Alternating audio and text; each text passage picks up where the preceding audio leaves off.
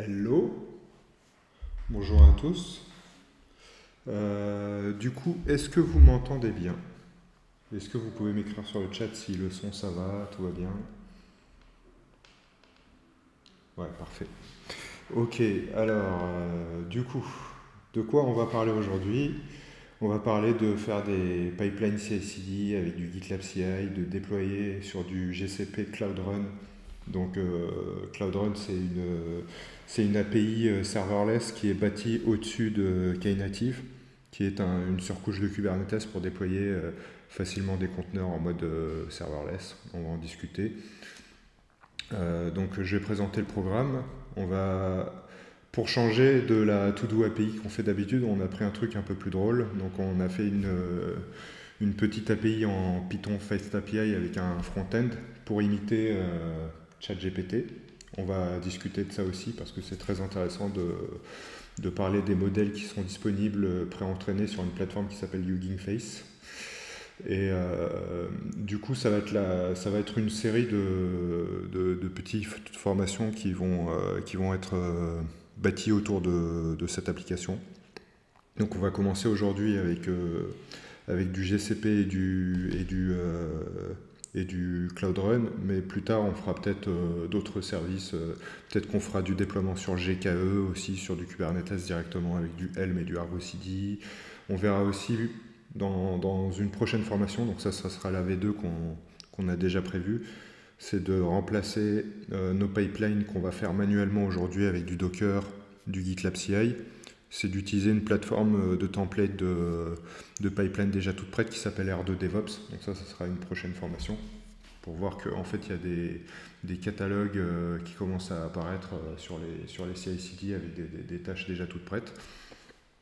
On remplacera aussi du Docker par Canico, donc pour ceux qui ont suivi la formation Docker, on avait discuté du standard de l'OCI, de l'OCI, Open Container Initiative, où justement on commençait à voir apparaître plusieurs CLI pour builder et d'autres pour runner des conteneurs, dont Canico qui est plutôt aujourd'hui pour moi ce qui se fait de mieux pour faire de la CI/CD, pour te faire du build et de délivrer sur des registries.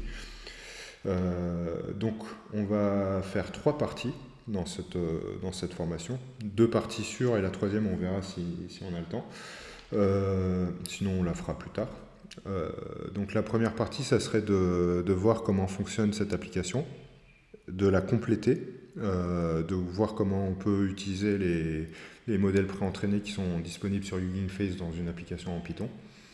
Et une fois que ça marche, on va provisionner de l'infrastructure sur Terraform, sur GCP. Donc on va provisionner une registrie, on va provisionner aussi un runner GitLab pour faire le build. Et après, on va provisionner ça sur Cloud Run en faisant un pipeline de CD avec l'API de Cloud Run, en utilisant la CLI gCloud. Voilà. On va pas rentrer en grosse profondeur sur tout ce qui est machine learning, deep learning, etc. Mais je vous ai quand même fait une petite liste de talks à suivre si vous voulez approfondir. Donc dernièrement à Devox France 2023, il y a eu 2 talks intéressants. Le premier qui est le plus important à regarder, je pense, parce qu'il est un peu plus dans la durée et un peu plus théorique sur les modèles d'IA. Donc comprendre et utiliser les modèles d'IA, donc ça explique le modèle du transformer, qui est l'architecture sur laquelle reposent à peu près tous les chats intelligents qu'on voit qui sont en train de faire le buzz aujourd'hui. Le modèle BERT, le modèle GPT, ça explique aussi comment fonctionne la tokenisation, etc. Il y a eu un deuxième talk un peu plus court qui était peut-être un peu trop court pour si on n'a pas de notion de base, où ça parlait des notions mathématiques qu'il y a derrière, comme la dérivation automatique, la descente de gradient, etc. Et aussi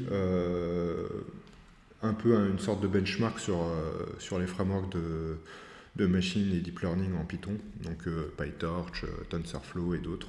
Voilà. Si vous voulez beaucoup plus approfondir, il y a ce cours-là qui vient du MIT, qui explique vraiment mathématiquement beaucoup plus en profondeur comment fonctionnent les réseaux de neurones. Très très bien fait, et puis il y a une série de vidéos, voilà, donc ça c'est directement au MIT, c'est libre. C'est assez exceptionnel d'avoir des cours gratuits de cette qualité, donc n'hésitez pas à en profiter. Et si vous voulez vraiment, si vous êtes chaud pour approfondir, pour devenir des experts, quoi, donc il y a ce bouquin que moi j'ai pas encore lu, qui fait dans les 800, entre 800 et 1000 pages de mémoire. Donc ça c'est, il y a mon frère qui est en train de le lire tous les jours. Donc ça c'est fait par des gens qui sont un peu des pionniers dans le domaine que j'ai cité ici. Donc vous avez Ian Goodfellow, Joshua Bengio et Aaron Courville. Donc je ne sais pas trop comment ça se prononce, mais voilà, il me semble qu'ils ce sont des prix Turing. Donc voilà. Et on va tout de suite passer à la suite, donc à la pratique. Donc il y a ce repo là que je vous ai normalement mis aussi sur le chat. Ce qu'on va faire, c'est qu'on va se provisionner un petit environnement de travail sur Commwork Cloud. Et ensuite, on va commencer à regarder un peu le code pendant que l'environnement se provisionne. Voilà. Donc, commençons par aller sur Commwork Cloud. On va se créer un petit projet. Donc comme d'habitude, on commence à faire toutes nos formations dessus. Test, on va l'appeler CI/CD Workshop. Tac.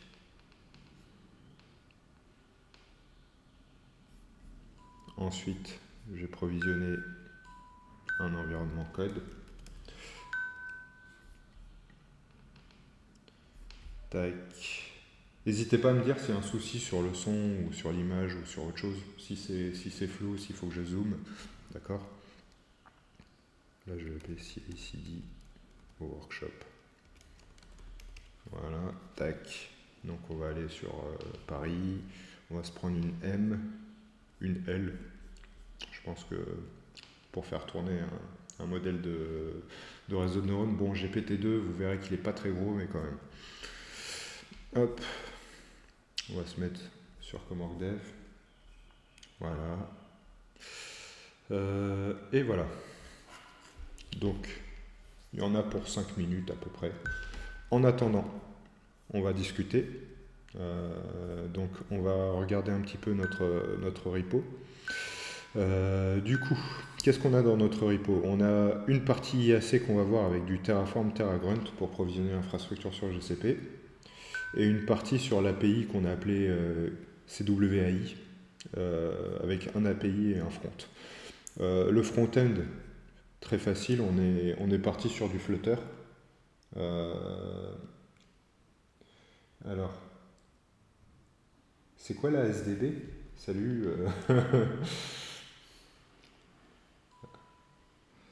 Alors du coup, ouais, on est parti sur du Flutter et l'idée c'est qu'on va le démarrer ensemble pour regarder à quoi ça ressemble dès que l'environnement est provisionné. Et après on va regarder l'API. L'API c'est une API, qui utilise le framework FastAPI et qui, un peu sur le modèle de ce qu'on fait dans Commwork Cloud, est basé sur une architecture avec des drivers. Donc c'est un design pattern qui permet d'avoir différentes implémentations avec la même interface. Donc il y aura un driver pour GPT-2. Par défaut, il y a un driver mock qui répond directement. Il y a deux méthodes à implémenter, Generate Response et Load Model. Load Model, c'est une méthode qui est appelée, qui permet de télécharger le modèle au démarrage de l'application de manière asynchrone. Ça veut dire que l'application démarre, elle est accessible, et si on a un modèle qui est un peu long à télécharger, bah, ça se fait en asynchrone, mais ça ne bloque pas pour autant le fait que si d'autres modèles sont déjà téléchargés, on peut quand même les consommer via cette API. Donc on verra dans la démo comment ça fonctionne. En fait, j'ai fait le test de cette application avec des modèles beaucoup plus gros qui faisaient dans les 700 Go. Donc on va discuter. En attendant, on va aller sur Hugging Face. Donc Hugging Face, c'est un peu, c'est une start-up américaine. Je crois qu'elle a été fondée par des Français. Elle est basée à New York, si je ne me trompe pas. Et c'est un peu le nouveau OpenAI, on va dire, entre guillemets, pour moi, parce que voilà, leur but, c'est de mettre à disposition en open source une grosse quantité de modèles et préentraînés avec des datasets, des choses assez avancées. Je vais vous montrer, par exemple, on a un modèle qui s'appelle Bloom, qu'on ne va pas utiliser ici parce qu'il est beaucoup trop gros, qui est aux performances comparables à celles de GPT-3 par exemple, qui est complètement open source. Donc si vous avez l'infrastructure suffisante pour le faire tourner, ben voilà, vous pouvez... Ah, salle de bain. Ouais, parce que la salle de réunion, elle résonne un peu. Alors j'ai essayé de mettre un truc sur le micro pour que ça réduise la résonance. Mais bon, voilà. J'ai pas beaucoup mieux pour l'instant. Du coup, c'est encore en cours. Qu'est-ce que je voulais vous montrer? Voilà, en gros, il y a plusieurs modèles. Il y a aussi le GPT-2 qu'on va utiliser, qui est beaucoup plus petit, qui, vous allez voir, ne fait pas des réponses très pertinentes. On dirait qu'il est un peu bourré quand on lui pose des questions. Mais ça va permettre d'illustrer un peu le mécanisme de leur librairie. Parce qu'en gros, Hugging Face, en plus de mettre cette plateforme qui ressemble un peu on va dire, à l'équivalent du GitHub de l'IA, permet aussi de facilement injecter ça via un SDK qui s'appelle Transformers et qu'on peut utiliser très facilement, voilà, en utilisant des modèles préentraînés. Et après, on peut les réentraîner ou on peut aussi leur soumettre des inputs. Voilà. En attendant, je vais discuter, voilà, justement, ce qu'on va voir quand on va développer tout à l'heure, c'est qu'on a la notion de tokenizer et de notion de modèle. Donc, concrètement, un tokenizer, c'est ce qui va permettre de découper le texte en unités, enfin les inputs qu'on va saisir dans les champs de saisie, en unités qui seront extrapolables par le modèle. Donc le modèle, en fait, quand il s'entraîne sur des datasets, il va fabriquer ce qu'on appelle des tokens. C'est pas forcément des mots, ça peut être des morceaux de mots, etc. Je ne vais pas rentrer trop dans le détail, je vous renvoie aux conférences que je vous ai envoyées. Et en fait, pareil, quand on va saisir des inputs, on va utiliser le tokenizer pour transformer notre input en token pour que notre modèle soit capable d'extrapoler rapidement une suite logique par rapport à son entraînement, par rapport à ce qu'on lui a demandé. Voilà. Donc c'est comme ça que ça fonctionne de manière, on va dire, de manière très résumée, c'est comme ça que ça fonctionne un chat GPT. Voilà, donc ça, voilà, notre IDE est disponible, donc on va aller tout de suite dessus. Normalement, j'ai reçu un mail avec un mot de passe. On va aller le voir tout de suite. Tac, il est là. Le mot de passe. Hop. Yes. On attend qu'il charge, on va ouvrir un terminal. Tac, tac, tac. New text file. Tac, terminal. New terminal. Alors, du coup, on va aller dans Project et on va cloner notre repo.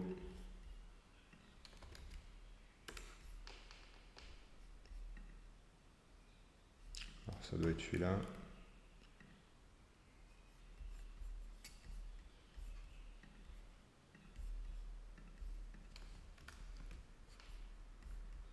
Évidemment, il me dit est-ce que vous voulez copier-coller? Hello. Ouais. Tac.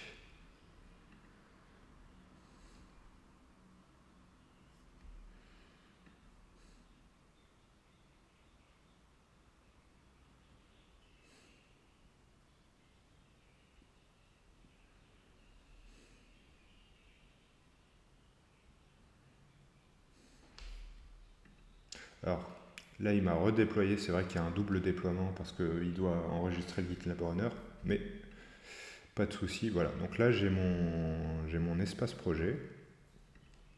Je vais retourner dans Project et je vais recloner mon truc.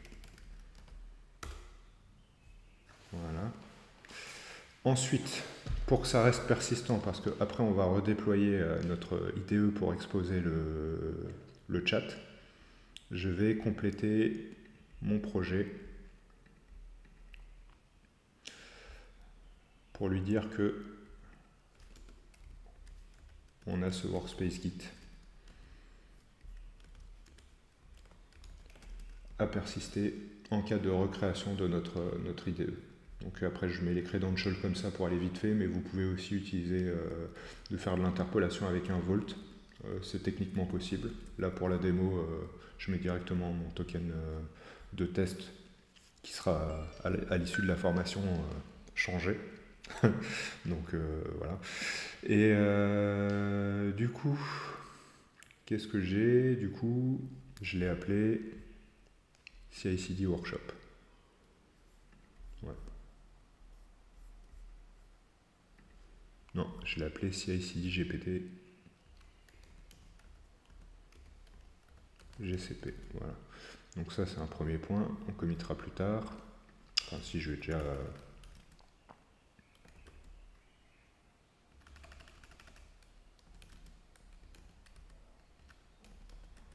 Je vais déjà le faire maintenant, comme ça va illustrer le redéploiement.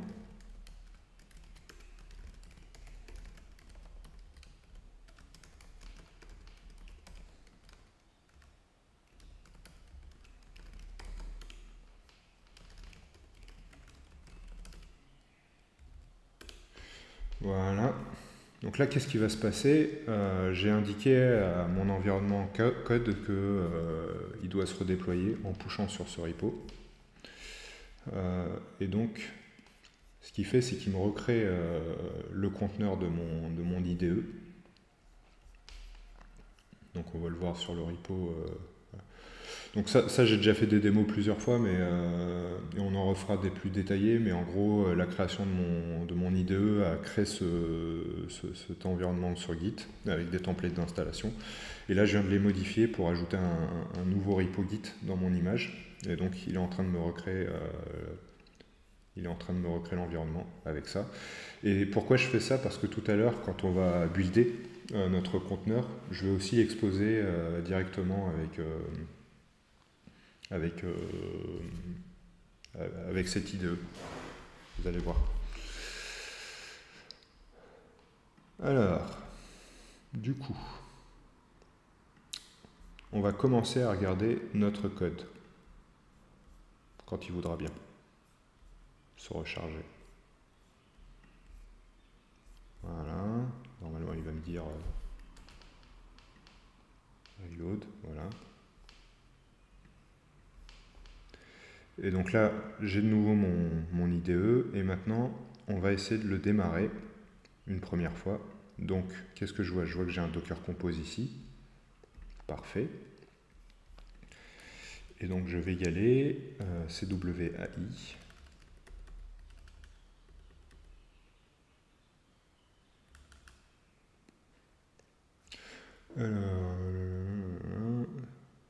CI Project, CI/CD, GPT, GCP, voilà.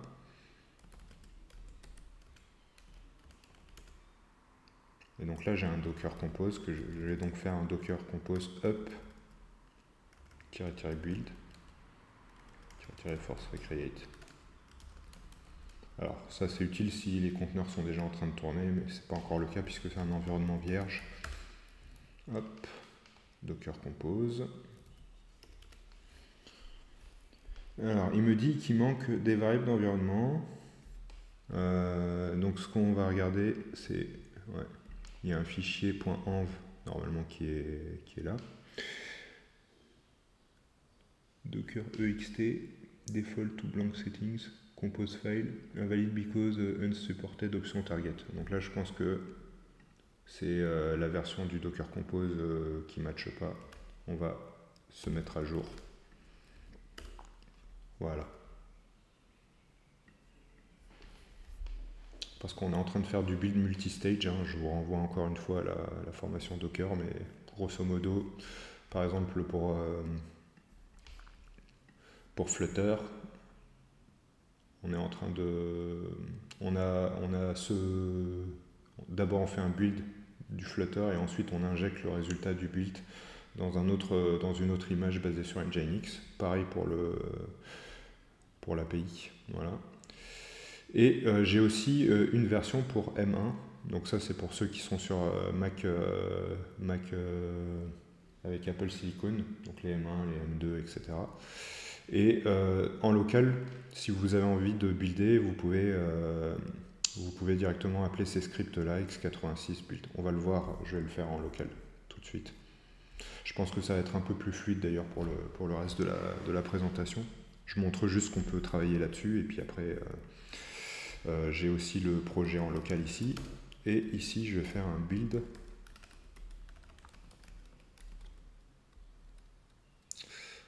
Tac, tac, tac, tac, tac. Build m1.sh.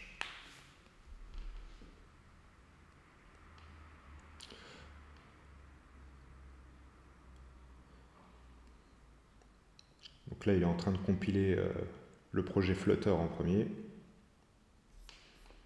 Ensuite, on va vérifier aussi que la configuration de l'environnement, ouais, c'est bien du... alors, ça tape bien sur localhost 8000, donc c'est parfait.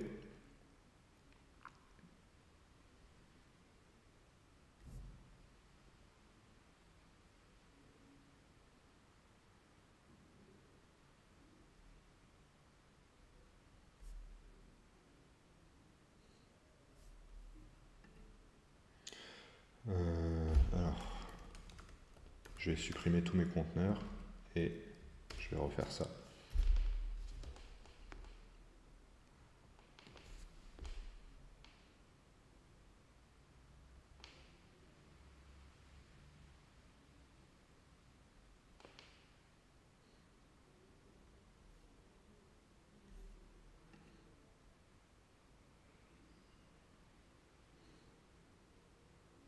Comme ça, on va pouvoir comparer le build en version x86 qui est sur mon environnement cloud et le build en version M1 ici. Tac, donc là j'ai bien mes deux conteneurs qui sont démarrés. Je vais pouvoir donc faire un localhost 3000 et je devrais voir mon front qui va s'afficher. Effectivement, c'est le cas. Et je vois que j'ai une liste déroulante avec des modèles qu'on va pouvoir choisir. Au début, j'ai qu'un modèle mock. Donc là, si je fais hey, voici ce que me répond mon modèle. Ensuite, si je fais localhost, alors je vais vérifier, c'est le port 8000. Normalement, je devrais voir le Swagger de mon API et on va le regarder ensemble. Voilà. Donc ça, c'est les endpoints classiques pour savoir si c'est en bonne santé, la version, les modèles qui sont disponibles. Ça, c'est intéressant. Donc si je fais un try it out, execute, là, il me dit que j'ai un modèle qui s'appelle mock et il faudra qu'on l'enrichisse pour dire qu'il y a un autre modèle qui s'appelle GPT-2. Ça va aider le front en fait à constituer dynamiquement la liste déroulante qu'on vient de voir. Et ensuite, j'ai l'API V2 prompt, donc V1 prompt ou V2 prompt. V1 prompt, elle va sur le modèle par défaut. V2 prompt, elle prend le modèle dans le pass. Et V3 prompt, elle prend des paramètres en plus qui sont utiles à la librairie Transformers de manière générale pour invoquer les modèles. Voilà. Les deux fonctionnent. Donc si j'appelle celle-là, par exemple, try it out, et que je mets bonjour.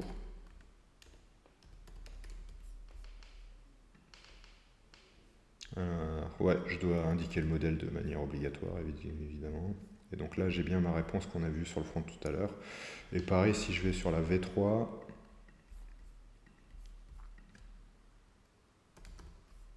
bon, je dois indiquer le modèle mock, tac, hop. Donc voilà, j'ai aussi la réponse de mon modèle. Donc maintenant qu'on a vu ça, on va voir où il en est. Alors, ouais, il y a des petits soucis parce que j'ai pas appelé le script build x86 qui doit peut-être faire des choses avant. Alors, tiens, pourquoi il est pas content?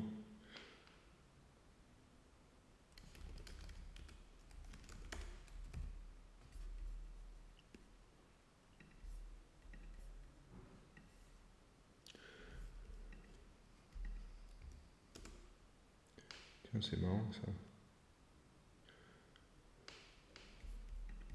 Tout à l'heure, il a bien voulu faire ça, mais dans le script, il n'y veut pas. Ouais, c'est étonnant.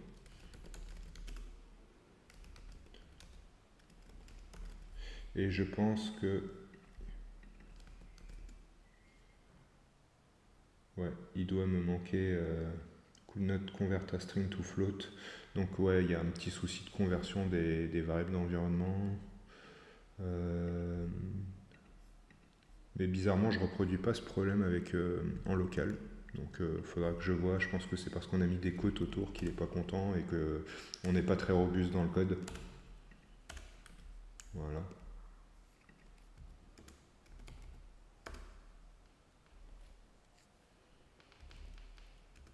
Voilà, là c'est mieux. Donc là pareil, si je fais un localhost 8000, j'ai mon Swagger, et si je fais un localhost 8000, tac, et pareil si je fais mon v2 prompt, alors c'était de mémoire avec mon xpost, je le fais de tête, hein. Moins d, il y avait un payload avec message, tac, bonjour. Voilà. Oui, effectivement, il faut que je mette aussi le modèle dans l'URL. Voilà. Donc, qu'est-ce qu'il n'a pas aimé?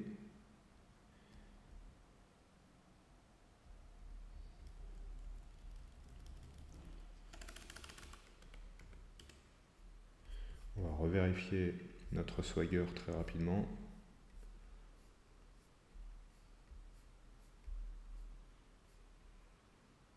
Ouais, si, c'était bien un message. Ah, peut-être qu'il faut que je mette un content type aussi.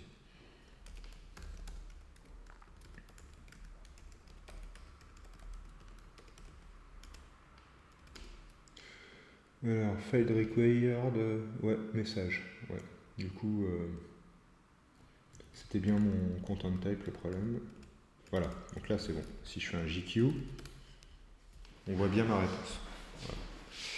Voilà. Du coup, maintenant ce qu'on va faire, pour aller plus vite, je vais compléter mon code ici pour qu'on puisse télécharger le GPT-2 et qu'on puisse l'exposer dans l'API et dans le front. Voilà. Donc, il y a des indications dans le README. Et les indications dans le README, elles nous disent d'utiliser ce modèle-là et ce tokenizer-là. Donc on va aller regarder rapidement. Effectivement, les voici. Hop, front transformers, donc très facile, hein, c'est le package déjà tout prêt. Et on va aller regarder aussi, il nous parle d'utiliser un transformer utils. Donc ça c'est une classe qui permet déjà de prendre en paramètre notre payload qui est l'objet prompt. L'objet prompt qui contient le message qu'on a vu tout à l'heure et qui contient aussi des settings pour ajuster les paramètres de la librairie Transformers, voilà, qui sont optionnels. Ils sont tous optionnels, sinon ils prennent des variables d'environnement par défaut. Donc c'est pour ça que vous avez deux versions de l'API, la version qui prend que le message et la version qui permet d'overrider les settings dans le body. Voilà. Donc du coup, on va réutiliser cet utils là dans une nouvelle implémentation d'un driver. On va en créer un qui s'appellera GPT-2. .py. Je vais regarder un petit peu le chat aussi si j'ai pas des réponses. Ouais, non. N'hésitez pas à intervenir et à poser des questions. Je regarde pas en temps réel, mais de temps en temps je jette un coup d'œil. Du coup, on va regarder un peu comment ça marche. On va copier notre mock. Voilà, notre mock driver, je vais le renommer en GPT-2. Et ensuite, on va réutiliser, on va chercher un tokenizer. Et ensuite, on va chercher un modèle. GPT-2 modèle. Donc je les déclare en variable globale parce que comme ça directement, quand on va importer au démarrage de l'application la méthode loadModel, ça va provoquer le téléchargement du modèle. Voilà. Du coup, transformer utils,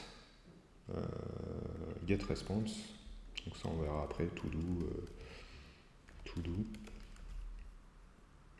Là je vais faire generate response.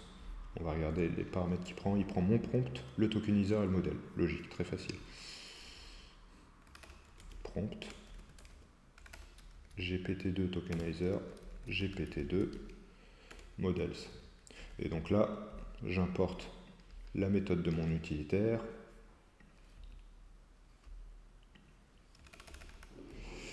Et je vais importer from transformers.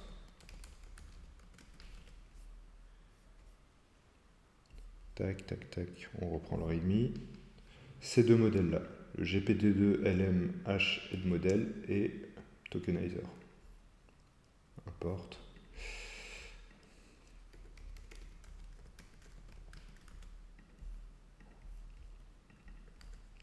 Voilà. Tac. Alors, je crois que c'est transformers avec un S, il me semble. On va regarder ça tout de suite dans la documentation. Ouais, c'est ça. Donc après, il y a plein de variantes du modèle, hein, mais je vais prendre ces deux-là. Et du coup, on va les injecter à notre utilitaire getResponse. Le getResponse, il va tokeniser l'input qu'on a saisi, c'est-à-dire le prompt.message. Voilà. Et ensuite, les tokens, on va les injecter dans le modèle pour lui dire, bah, vas-y, génère-moi une réponse. Et en gros, génère-moi une extrapolation de complétude de ce qu'on souhaite avoir. Donc c'est pour ça qu'on a l'impression qu'on est en train de poser des questions quand on fait du chat GPT, mais en fait on est en train de faire, ça ressemble plus à une sorte d'autocomplete très intelligent qui va essayer de deviner ce qu'on cherche à partir de l'entrée. C'est aussi pour ça que c'est biaisé. C'est aussi pour ça que très souvent quand on voit sur les réseaux sociaux, regardez ce que ChatGPT m'a dit, il est d'accord avec moi. Bon, en fait c'est normal qu'il soit d'accord avec vous, puisqu'en fait il essaye d'extrapoler ce que vous cherchez. Donc il ne faut jamais prendre un modèle de langage comme une source de vérité. Conclusion, hein, ça voilà. Du coup, là normalement j'ai une méthode qui s'appelle from pretrained, ou on va regarder comment elle s'appelle, pretrained, ouais c'est ça, from pretrained, et entre parenthèses je lui passe GPT2, et pareil pour le modèle. Donc, non, c'est plutôt le tokenizer, et on va faire pareil pour le modèle, from pretrained GPT2. Voilà. Ensuite, là j'ai passé 2 fois le tokenizer, donc on va passer le modèle dans le deuxième paramètre. Normalement c'est ça, prompt tokenizer modèle. Voilà, donc là j'ai bien un driver pour GPT-2. L'idée de l'architecture de cette API, c'est que je peux en créer autant que je veux. Je peux en créer un pour Bloom, je peux en créer un pour un autre modèle. Et l'avantage de l'utilitaire, c'est que ils seront à peu près tous compatibles avec cette méthode utilitaire, donc c'est factorisé comme ça. Et on a juste à importer les modèles et tokenizers qui correspondent à ce qu'on veut. Ça, je pourrais aussi le mettre en variable qui s'appellerait GPT2 model name, comme ça. Voilà.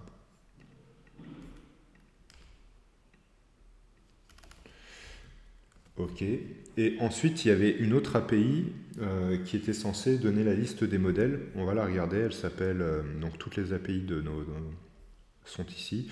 Et c'est l'API models. L'API models, ça fait appel à une méthode getAllModels. Cette méthode-là, elle va prendre à partir d'une variable d'environnement. Donc, on va regarder ça dans notre effectivement, dans notre .env, on a une variable d'environnement avec un tableau. Et on va rajouter GPT2 dedans. Voilà. Du coup, maintenant on peut rebuilder.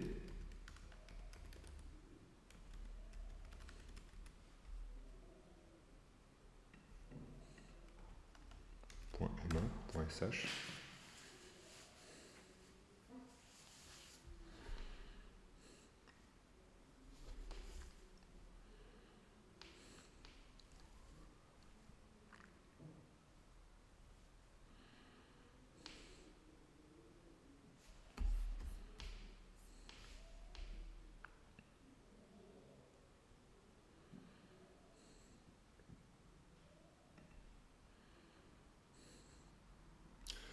Et on va retourner sur notre localhost 3000. Et normalement, là, dans ma liste déroulante, j'ai un deuxième modèle qui s'appelle GPT-2. Et là, je vais lui dire salut. Et là, normalement, alors ça va prendre un peu de temps parce qu'il télécharge le modèle la première fois de manière asynchrone. Donc c'est pour ça que mon API est déjà disponible. Je peux continuer par exemple, d'interroger. Voilà, je peux toujours interroger le modèle mock qui est beaucoup plus rapide à charger puisqu'en fait il répond directement le contenu de mon prompt. Voilà, ce qu'on appelle un prompt. J'ai oublié de dire pourquoi on appelait ça un prompt parce que grosso modo c'est un peu le vocabulaire qui est à la mode en ce moment pour les inputs des modèles d'IA on appelle ça des prompts. Ça vient du fait que ça ressemble à un shell je pense et qu'un prompt c'est ça. En gros c'est une ligne de commande. Donc voilà. C'est pour ça que la ressource RESTful, on l'a appelé prompt.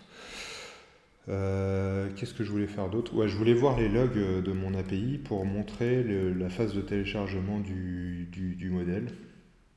C'est ce qu'on va faire ici en faisant un docker logs. Voilà. Et donc, nos modules... Ah, j'ai une petite erreur de code. Ça, c'est mon IDE qui n'est pas très bien configuré, qui rajoute quelque chose devant les imports. Donc, effectivement, non, ça marche. Nos modules name api.src. Ouais. Je pense qu'il faut directement que je fasse ça. Ouais. C'est bon. Là, ça devrait corriger le truc.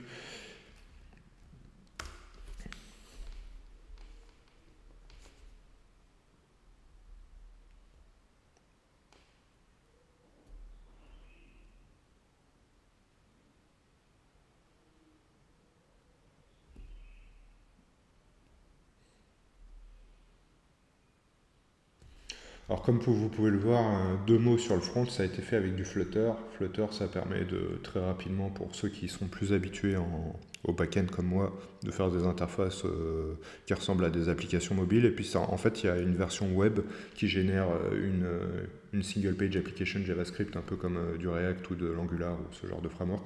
Sauf que c'est écrit dans un langage objet qui ressemble un peu plus à ce qu'on a l'habitude qui s'appelle Dart, voilà, un autre langage de Google, et qui permet de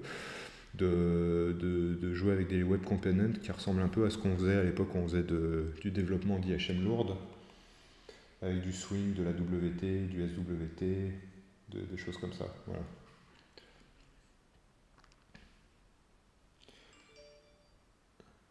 Alors, du coup,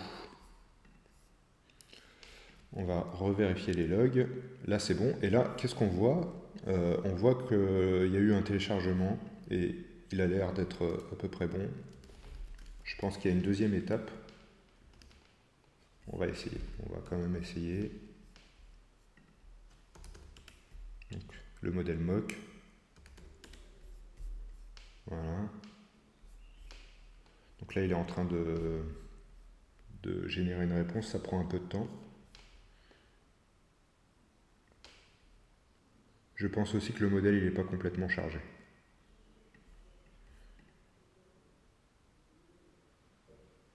Parce que normalement il fait 500 mégas et je vois pas encore la ligne où il est en train de télécharger 500 mégas. Donc ouais, le téléchargement est encore en cours à mon avis.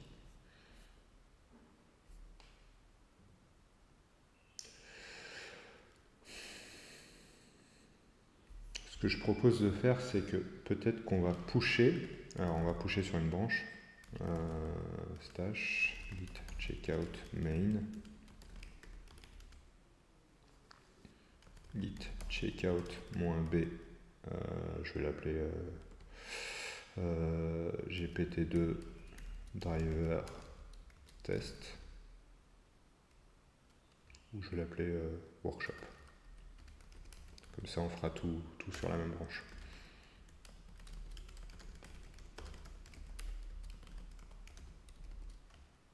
Il faut que je le déstache.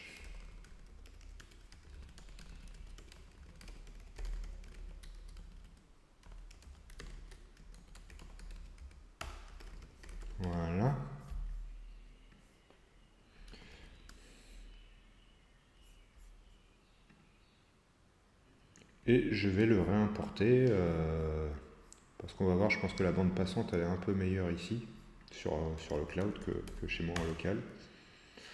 Donc là, je vais faire un git pull et je vais checkouter cette branche.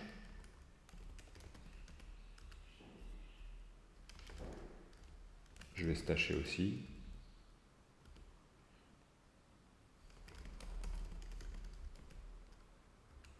Voilà, git stash pop. Donc ça, c'était les modifs que j'avais fait sur les variables du .env. À mon avis, on n'a pas la même version de shell, donc dans un cas, il injecte les guillemets, dans le cas, non.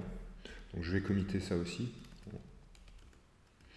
Ouais, plus la version du Docker Compose. En fait, je pense qu'avec Docker Desktop sur Mac, même si on est dans une version qui n'est pas censée être compatible avec l'option target du build multistage, le Docker Desktop il arrive quand même à se débrouiller, alors que sur le Docker, euh, c'est pas le cas. Donc du coup,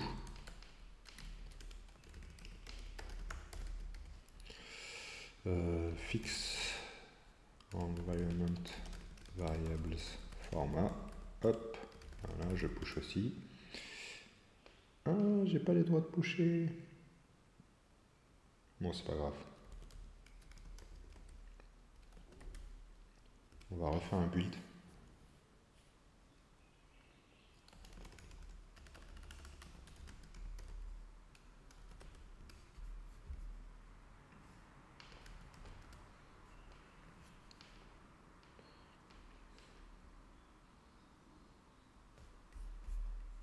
On va voir où est-ce qu'il en est ici.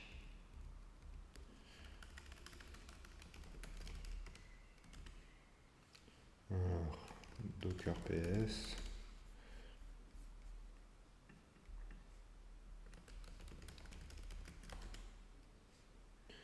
Donc, est-ce qu'il a téléchargé le modèle?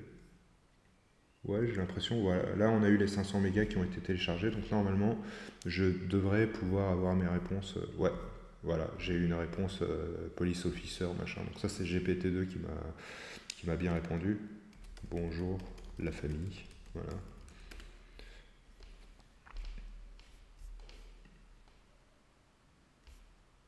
Voilà, donc là, ça y est, le modèle est chargé, ça va beaucoup plus vite pour les autres prompts.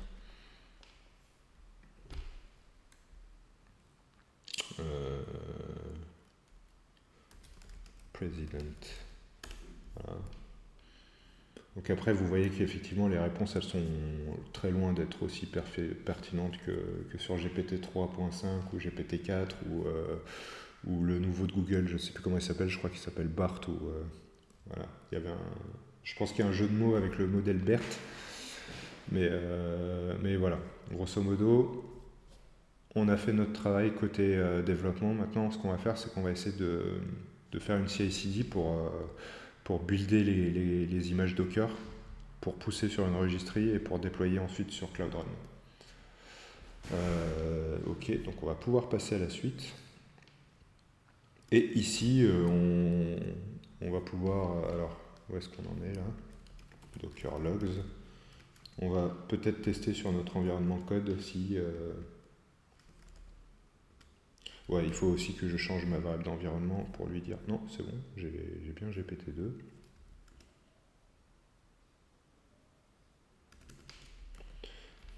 Curl. Ouais, donc là, il me répond bien. Ensuite, on va tester avec GPT-2.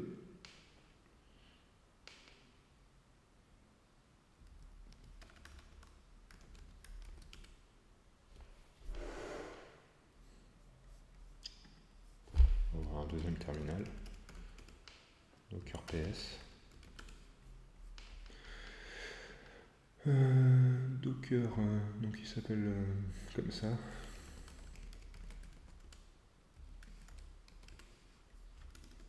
Ouais, donc là il a téléchargé le modèle, donc normalement il devrait m'avoir répondu. Ouais, voilà, il m'a bien répondu. Donc ça marche. Donc normalement vous pouvez tester partout. Ensuite, ce qu'on pourrait faire pour illustrer un peu ce que je voulais montrer tout à l'heure, les moyens d'exposer des API depuis notre environnement de code. Soit on peut faire un tunnel, soit on peut compléter ce projet, mais il faudrait que je fasse une réservation de sous-domaine pour lui dire d'exposer le port de notre conteneur ici. Voilà, par exemple, je pourrais faire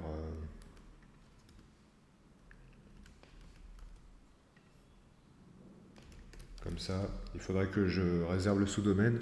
Ça, on est encore en train de travailler dessus pour pouvoir ajouter dynamiquement des sous-domaines et lui dire que la target c'est localhost port 8000 par exemple. Voilà. Après, il n'y a plus qu'à pusher et puis c'est bon. Qu'est-ce qu'on a d'autre à montrer? Ouais, je vais peut-être faire une démo avec le tunnel.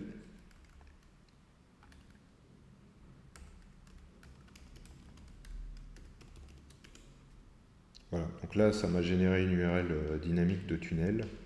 Donc on a aussi on peut provisionner des tunnels serveurs sur Comore Cloud. Et donc là normalement je pourrais alors please confirm.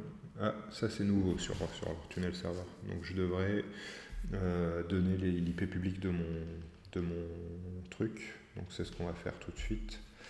Je retourne sur mon IDE. Je vais faire une résolution de ça. Et ça va me donner la bonne IP. Ah, j'ai pas une slope. Bon, ouais, c'est un ping. Ouais, il me manque le C devant. Tac, ping.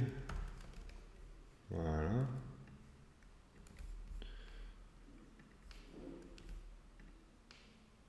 Voilà, donc là, c'est l'API qui tourne dans mon VS Code qui est exposé sur Internet avec une URL HTTPS en .local.it. Donc ça, c'est un peu un service free qui est équivalent à ngrok, Inlet, etc.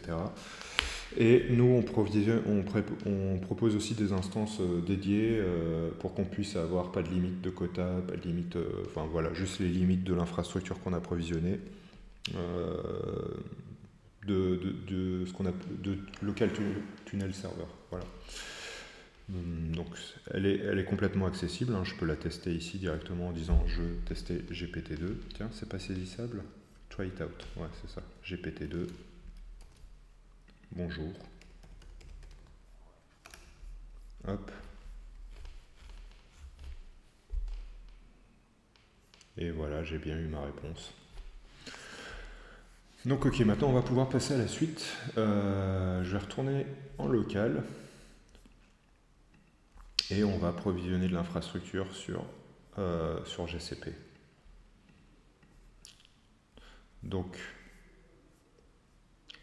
on va se mettre là. Tout ça normalement c'est fait. Et je vais vous présenter un peu le repo IAC, un peu sa structure pour qu'on comprenne. Donc il y a trois dossiers. Il y a Terraform, TerraGrunt et Ansible. Terraform et TerraGrunt. Donc TerraGrunt, c'est une surcouche de Terraform que je vais présenter, pourquoi on l'utilise et c'est quoi son intérêt. C'est aussi l'équivalent pour s'il y en a qui connaissent Teradata. C'est à peu près le même genre de produit, sauf que il y en a un qui est développé en Python et l'autre qui est développé en Go de mémoire. Terraform, en gros, ça va contenir des modules déjà tout près des ressources qu'on veut provisionner. Par exemple, là, j'ai deux ressources à provisionner. J'ai un artifact registry, un artifact repository et un GitLab runner. Ensuite, une fois que ça c'est provisionné, il faut les installer. C'est pour ça qu'on a Ansible et des rôles qui sont issus des rôles qu'on utilise sur Comore Cloud. Hein, pour installer le runner avec tout ce qu'il faut pour builder. Donc il y a un rôle Flutter, un rôle gcloud pour déployer, un rôle Docker pour builder les conteneurs, etc. Et après, tous les autres rôles pour configurer et sécuriser les machines. Donc fail to ban, le firewall pour fermer tous les ports, SSH pour fermer la possibilité de se connecter avec un mot de passe et de forcer de se connecter avec des clés, etc. etc. Voilà. Donc on a déjà un playbook déjà tout prêt. Donc quand on aura provisionné le runner, on aura juste à télécharger notre repo et de jouer ce script là, install.sh. Maintenant, on va retourner sur TerraGrunt et là, on va essayer d'expliquer l'intérêt de TerraGrunt, c'est que on va avoir la structure de on va avoir la description de notre infrastructure dans Git complètement. Donc par exemple, on peut avoir différents environnements, développement, QA, staging, etc., production. Là, on n'a que l'environnement de dev, mais l'idée c'est que vous retrouvez ici vos différents environnements. Ensuite, ça c'est pas une norme, mais nous on aime bien découper par région pour dire bah voilà la dev telle région. Si on fait du multi-région, Europe Ouest 1 c'est la Belgique. Ensuite, les invocations de nos modules Terraform qu'on a développés juste avant, qu'on va présenter, et des instanciations de ces modules. Donc on a souvent un fichier HCL, et moi ce que j'aime bien faire personnellement, c'est que j'aime bien injecter un YAML, parce que je trouve que le YAML ça reste plus facile à maintenir pour les gens qui doivent pas rentrer en profondeur dans le mécanisme. C'est-à-dire, par exemple, si je veux provisionner des instances de GitLab Runner à la demande, je devrais juste à dire, voilà, le nom de ma machine, quel est le type, voilà, ça correspond au sizing de la machine, l'OS, voilà, des choses comme ça qui sont plus faciles à configurer et à templétiser, surtout parce qu'après on peut templétiser ça avec du Go template ou autre chose. Donc c'est très facile de templétiser du YAML. Un peu moins facile de templétiser du HCL, parce que ça reste un langage qui est plus proche d'un langage de programmation que d'un langage de description comme ça. Et pareil pour l'artifact repository, donc un YAML pour dire bah, c'est un artifact repository de type Docker, etc. Donc ce qu'il faut savoir, on va aller sur GCP pour vérifier, pour voir un peu c'est quoi les différents services qu'on va utiliser. J'ai cloud.google.com je crois. Voilà.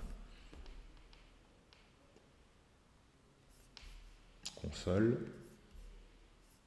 On va se positionner sur le bon projet. Donc c'est pas celui-là. Aucune organisation comme Ork.io. Ça doit être celui-là normalement. Ou celui-là comme Ork, je sais plus. On va vérifier. Normalement j'ai tout ce qu'il faut dans le fichier. Ouais, c'est comme Ork.io. Donc là, artefact registry.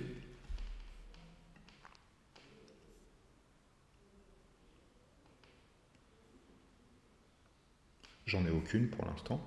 Et en fait, quand vous créez graphiquement, vous voyez qu'il y a différents types d'artefacts registry sur GCP. Vous pouvez avoir une registry pour Maven, donc ça c'est un repo Maven, NPM, Python, Pipe, des packages Debian, Ubuntu, etc. apt. Pareil pour tout ce qui est CentOS, Red Hat, Fedora, etc. Du Yum et d'autres choses. Et je pense que voilà, et leur but ça va être d'être le plus exhaustif possible. Ça fait pas du PHP Composer, mais ouais. Ensuite, donc généralement ces registries-là, on va retrouver le même genre de service sur d'autres cloud providers. Je vais par exemple montrer Scaleway rapidement. Alors Scaleway, ça ne fait que du Docker pour l'instant. Donc ça doit être ouais, c'est ça, non, serverless containers, container registry, voilà. Donc si je fais plus, ici, voilà, j'ai pas de choix de différents types de registry, mais c'est à peu près bâti sur le même modèle, c'est qu'en fait c'est l'object storage qui est une API, c'est du storage distribué avec une API HTTP devant qui essaye de suivre le standard d'Amazon S3 qu'on appelle object storage. Et derrière, on réutilise ce composant-là pour l'exposer sur d'autres formats d'API, comme par exemple le format Docker Registry, qui est aussi Registry, qui est un autre standard d'API de storage distribué. Et du coup, on peut réutiliser les mêmes composants. Et c'est à peu près le cas pour tout ce qui est stockage d'artefacts ou de packages. Très souvent, c'est juste du HTTP avec un standard d'API. Je pense que les plus anciens d'entre nous, ils ont eu l'habitude de configurer des repos Yum ou apt avec de l'Apache savent de quoi je parle, parce que voilà, on avait un serveur web et après derrière, on mettait à disposition des paquets, on configurait des XML pour donner les informations au CLI, Yum ou APT pour savoir qu'est-ce qui était disponible dans le repo. Bah, en fait, c'est une forme de standard d'API. Donc plus ça va, plus ces standards-là ils vont converger et on va se retrouver avec des services qui sont en fait bâtis sur l'object storage et qui vont directement être compatibles avec tous les différents standards. Voilà. Il en manque quelques-uns, par exemple, il manque Helm pour moi encore, ça c'est un peu dommage.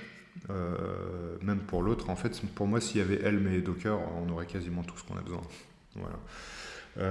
Et en fait, ça réduit vachement les coûts parce que généralement, les services d'object storage, c'est vraiment très très peu cher sur les différents cloud providers. C'est pas loin d'être gratuit sur Scaleway. Enfin, on a des factures assez dérisoires, inférieures à 10 € par mois, alors qu'on stocke des centaines de gigas dessus. Donc voilà, c'est très très avantageux plutôt que de... Alors forcément, ceux qui sont habitués à des outils comme Nexus ou Arbor ou des choses comme ça, c'est un peu plus pauvre en termes de user experience. Par exemple, on va pas avoir le scan de vulnérabilité, on va pas avoir une belle IHM comme sur Arbor. On a vraiment l'impression d'avoir un bucket et puis c'est tout, quoi. Mais ça fait le job pour notre CI et surtout c'est pas cher. Je vais refaire un petit point sur Commor Cloud très rapidement. Donc dans Commor Cloud, on a aussi l'idée d'être compatible avec plusieurs cloud providers et donc on se greffe sur les différents, voilà, que ce soit pour les registries ou pour les buckets. Sur les différents cloud providers, on va s'adapter à leur API de provisioning pour ancrer sur ces services-là. Avec pareil, je rentrerai un jour dans le... On va faire prochainement, on va faire des workshops aussi ou des démos sur Commor Cloud. On a déjà commencé à en faire deep dive aussi dans notre code. Notre code, il va être ouvert au bout d'un moment, quand il sera un peu plus clean. Mais on a un système de driver pareil, très facile à implémenter. Et je pense que dans le futur, on va essayer d'ouvrir l'écriture des drivers à plus de monde pour qu'on puisse rajouter plus de services dedans. Voilà. Du coup, revenons à nos moutons. Donc, pourquoi TerraGrunt? Pourquoi ce découpage en dossier? C'est que derrière, dans Terraform, il y a la notion de fichier de state. Donc, c'est l'état de notre infrastructure après avoir été provisionné, qui permet d'être partagé par différentes personnes, par différents process aussi, pour éviter les conflits déjà, pour éviter la concurrence entre deux runs en même temps, et aussi pour pouvoir réutiliser le state, et aussi pour accélérer les API de provisioning, parce que très souvent, c'est des API qui prennent pas mal de temps, on va le voir, et donc si on devait réinterroger l'API à chaque fois pour savoir dans quel état est l'infrastructure, ça prendrait beaucoup trop de temps pour nos CI de provisioning. Voilà. Donc du coup, quand on fait du Terraform, par défaut, on a un gros fichier states qui contient à peu près toute l'infrastructure. Et ça, c'est un modèle qui, pour moi, est assez dangereux parce que si on corrompt ce fichier, on corrompt toute l'infra et c'est assez dur de recalculer le state compromis de toute une infra avec plein de services qui ont été provisionnés. L'avantage de TerraGrunt, c'est qu'en fait, ça va découper, ça va créer un fichier states par module, par région, par environnement. Donc en fait, la compromission sera beaucoup moins impactante. Par exemple, si j'ai perdu le state de mon artefact registré ou de mon GitLab runner, le reste ne sera pas compromis. Je vais pouvoir continuer de faire des modifs dessus. Donc déjà, ça ne gêne pas tout le monde. Et ensuite, même pour la récupération du state d'un des services, ça va être beaucoup plus facile. Il y a beaucoup moins de choses à récupérer pour calculer le state. Parce qu'un state, ça peut se recalculer. Voilà. Donc je vais commencer par provisionner mon artefact registré. Donc en fait il faut aller dans le dossier TerraGrunt et vous allez voir c'est très facile. C'est la même chose que Terraform sauf qu'on fait TerraGrunt à la place de Terraform. Voilà. Donc par exemple je peux faire un plan, je peux faire un apply. Alors aussi l'apply de TerraGrunt fait d'abord un plan et permet permet de demander une confirmation avant de vraiment apply. Donc c'est pour ça qu'on perd très vite l'habitude de faire des plans quand on fait du TerraGrunt. Donc je vais aller dans le dossier Docker, je vais refaire mon TerraGrunt apply. Voilà, donc là il va me dire qu'il va créer un artefact registry de type Docker, etc. Enfin, ce qui correspond à ce que j'avais dans mon YAML. On va regarder un peu le HL. Le HL, ce qu'il fait, c'est qu'il dit qu'il prend le fichier instance.yaml et il va le merger avec les paramètres d'entrée de mon module. Il y a aussi quelque chose dans cette arborescence que j'ai oublié de présenter, c'est qu'en fait, on a des choses en commun. Par exemple, quand je suis dans le dossier région, la région, c'est en commun. Les informations de la région dans la zone par défaut, etc., c'est pas la peine que je les duplique dans chacun des trucs. Donc ce qu'on a, c'est qu'on a à chaque niveau d'arborescence, on a un fichier qui a des variables communes pour tous les modules. Donc région, on a ça. Donc typiquement, à chaque fois que je vais aller dans mon... je vais commencer à provisionner en attendant, comme ça on gagne du temps. Mais à chaque fois qu'on regarde un Terraform HL, un TerraGrunt HL, pardon, on va toujours récupérer ces informations qui sont globales à la région. La stage, c'est l'environnement, hein, c'est tout ce qui est développement, prod, staging, etc. Et le projet GCP. Voilà. Donc, typiquement, pour la région, j'ai juste ça.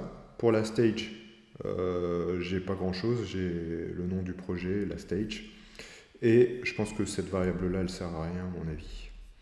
Je pourrais simplifier et l'enlever.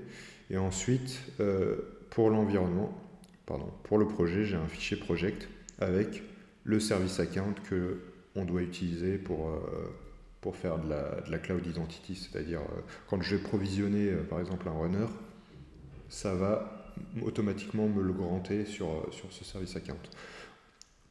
Je vais rentrer un peu dans le détail de l'implémentation du module Terraform du runner pour voir un peu tout ce que ça fait. En fait, on ne se contente pas de faire qu'appeler des services GCP, on essaye vraiment de faire quelque chose de cohérent, c'est-à-dire mon runner, ça va être une machine virtuelle qui a besoin d'avoir les droits pour pusher sur la registry que je viens de provisionner et aussi pour déployer sur Cloud Run.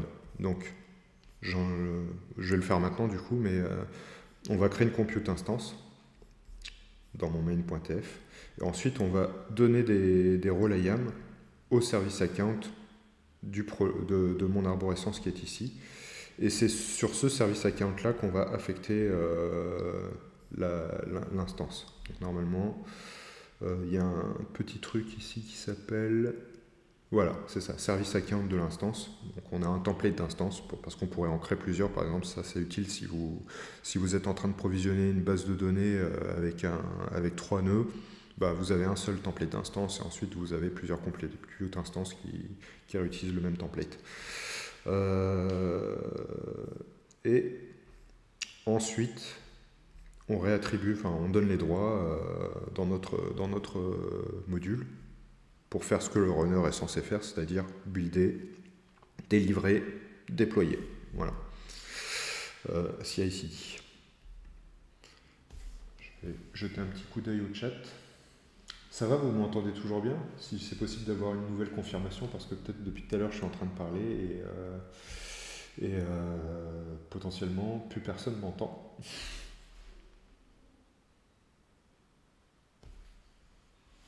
Je pose un petit message. Ouais, ah parfait. Nickel, nickel. N'hésitez pas si vous avez besoin d'intervenir pour demander plus d'explications sur un point en particulier, hein, sur ce que je suis en train de montrer. Donc voilà, on va reprendre. Ok, parfait. Là, je viens de provisionner ma registry. On va aller sur la console GCP pour vérifier que ça a bien marché. Donc normalement, si je reviens à l'écran précédent, je devrais voir une registry qui a été provisionnée,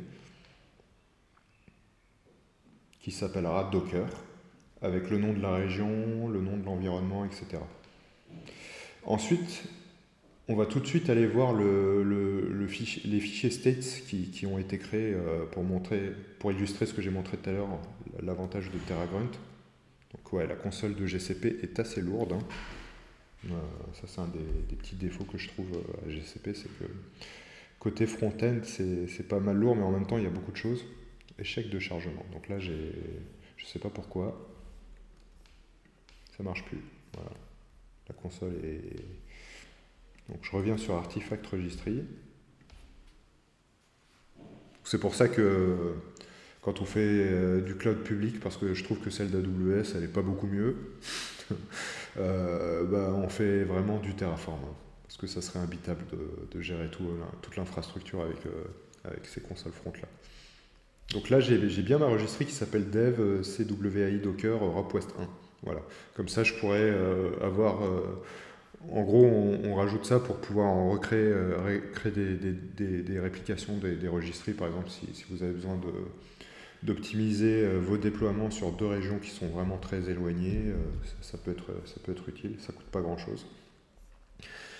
Et donc voilà, si je regarde mon artifact repository, effectivement, le nom, le repository ID, c'est composé de l'environnement, du repo name que je vais trouver dans mon YAML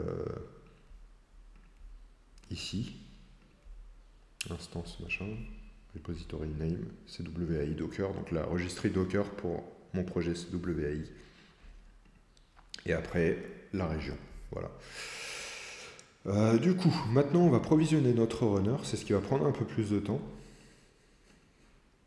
Après, voilà, on pourrait aller plus loin. Si c'était une application avec une base de données, je ferais un module Cloud SQL, plusieurs instances, pareil, avec un YAML de description de l'instance, la taille de mon Postgres, la taille de mon MySQL, etc. Le type de base.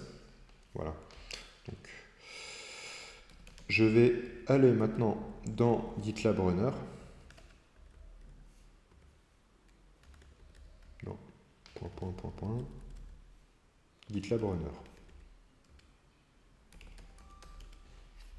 Donc là, pareil, on va regarder un petit peu. Ça, on a déjà regardé notre module Terraform. Maintenant, on va regarder l'instance TerraGrunt de mon GitLab Runner. CWI build. Donc, je peux avoir plusieurs runners. Là, c'est un runner qui va être dédié à mon application CWI. Donc, pareil, j'ai un terragrunt.hl qui va charger tous mes fichiers, project, stage, région, plus l'instance, qui va faire un merge YAML et qui va m'injecter ça en input de mon module précédent. Donc le service account, les networks, etc. etc. Voilà. TerraGrunt apply.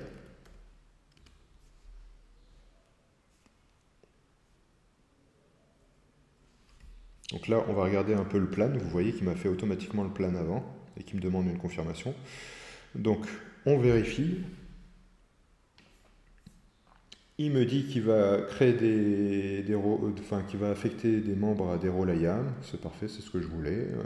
Voilà, pour déployer sur Cloud Run, pour pusher sur la registry. Ensuite, il me crée ma compute instance. Voilà. Il me crée un template d'instance et il me crée ma compute instance. Donc maintenant, on fait yes. Et là, ça va prendre un petit peu de temps. C'est normal.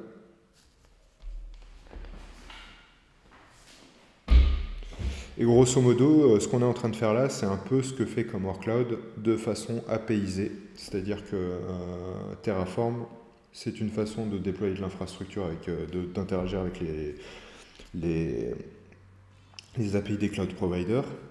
Ah tiens. J'ai pas assez de ressources.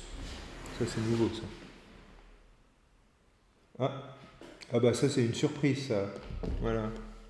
Il faut que je change de zone. Ils n'ont pas assez de place sur la zone. Ils ont des petits problèmes ces derniers temps, GCP. Donc, on va essayer de prendre une autre zone. Ça, c'était pas prévu. Tac. Donc, il me semble qu'on a voilà, la région. Bah, on va essayer A.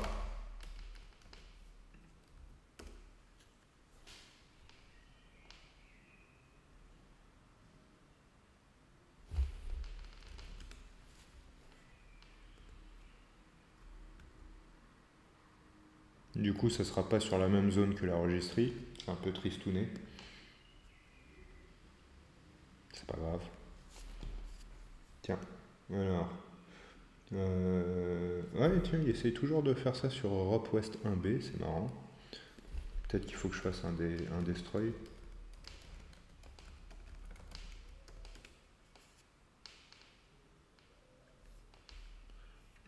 Peut-être qu'aussi qu'il y a une autre mention à... Ouais, on va rechercher toutes les occurrences de West 1B.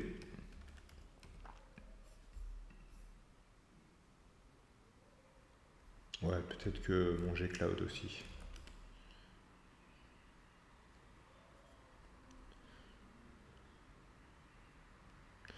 Effectivement, faut que je destroy.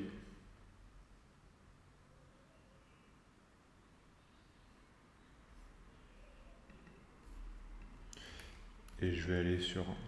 Alors ça c'est pour me connecter en SSH une fois que c'est provisionné en fait. Donc pas de rapport. On va réessayer du coup maintenant.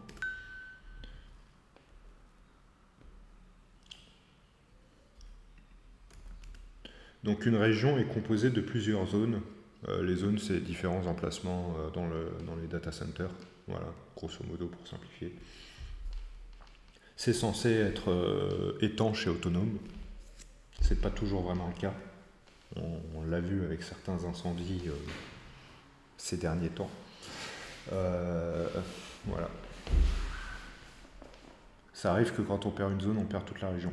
Donc là, qu'est-ce qu'il n'a pas aimé? Ouais, c'est assez marrant. Je ne comprends pas pourquoi il essaie toujours de faire du West 1B alors que je lui ai dit de faire du West 1A. Donc je pense qu'il y a un truc qui traîne qui doit dire B. Voilà.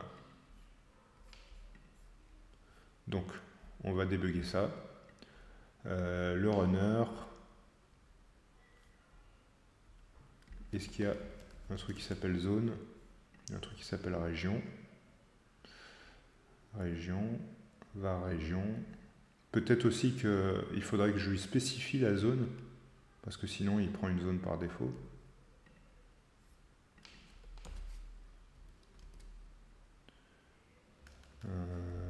Je pense que je ne fais pas grand chose de ça en fait. Et à mon avis, ouais.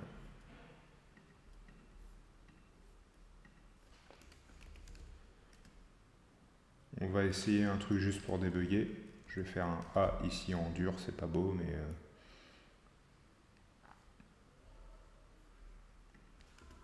et après on pourra le variabiliser.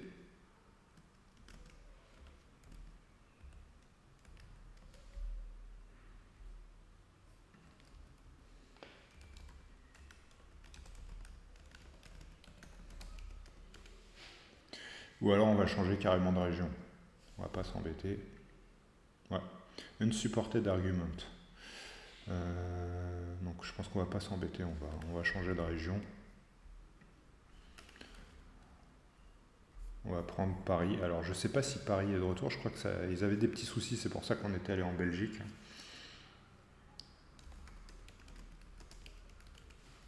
On va essayer de pas aller trop loin pour pas faire exploser la facture. GCP. Tac.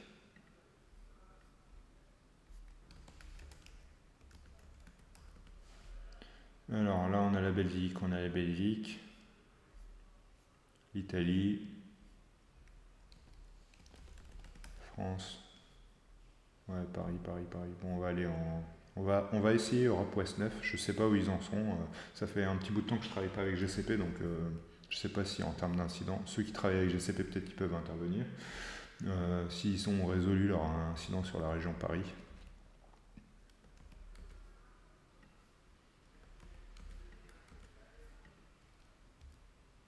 Et du coup, en fait, ce qu'il faudrait faire pour être propre, c'est que je vais laisser ça comme ça.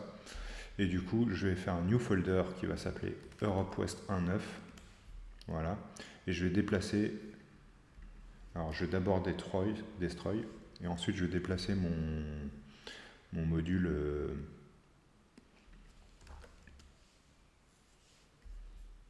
GitLab Runner dedans.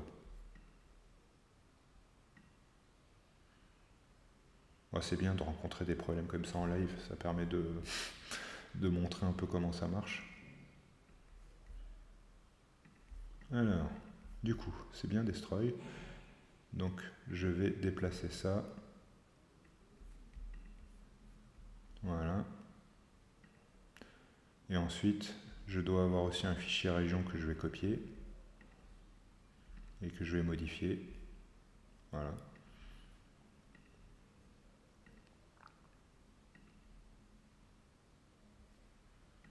On va y aller en shell, ça va être mieux.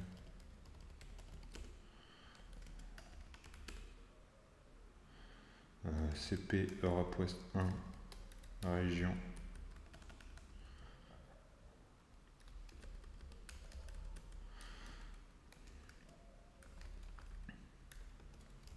Je crois que je l'ai déplacé au lieu de le copier, donc je vais le recopier.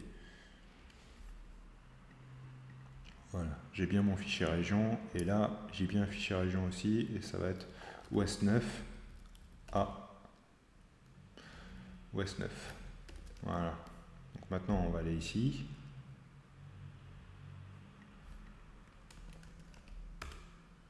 On va faire... Voilà, on va plutôt aller au plus bas.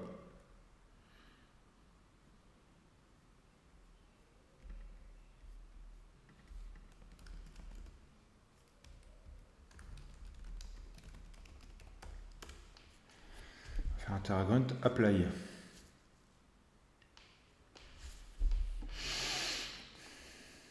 Donc la registrie sera en Belgique et le runner sera en France, c'est pas très grave.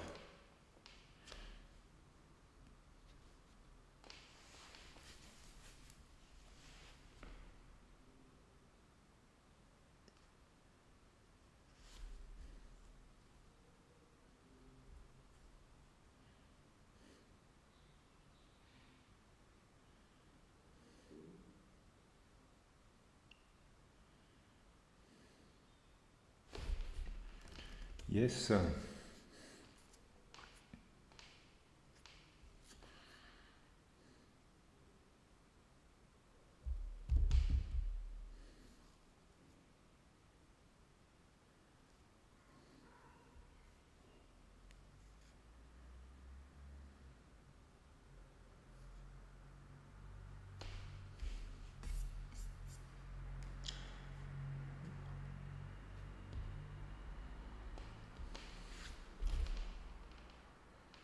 Ça a l'air mieux, ça a l'air bon signe.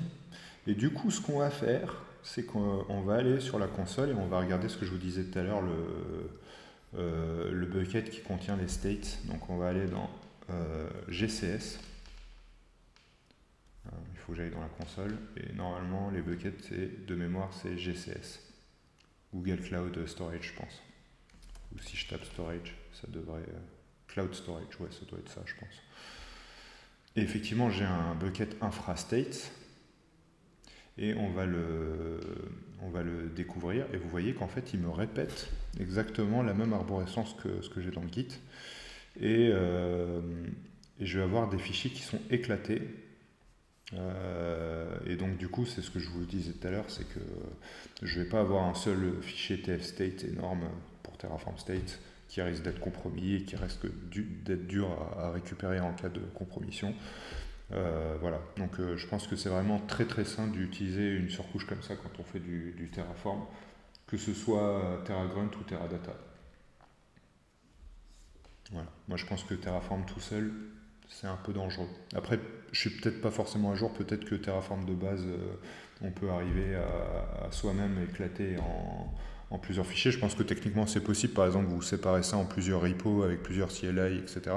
Là je trouve que c'est un peu plus simple comme ça. Donc je trouve que c'est des bonnes surcouches. Donc voilà, là j'ai ma machine qui a été provisionnée, qui a tous les droits pour faire ce qu'elle doit faire. Donc maintenant je vais aller l'installer. Donc là j'ai une petite commande ici que je vais réadapter pour aller sur le bon truc, vu qu'on n'est plus sur la même région que ce qui était prévu dans l'information. Et je vais me connecter en SSH dessus. Voilà.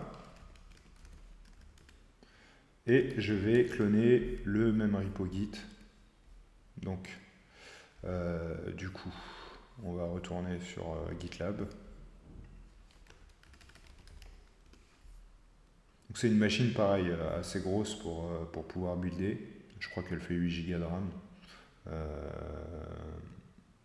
Je pense qu'on pourrait faire moins, mais bon, pour builder du Docker, voilà. Ok. Tac, clone.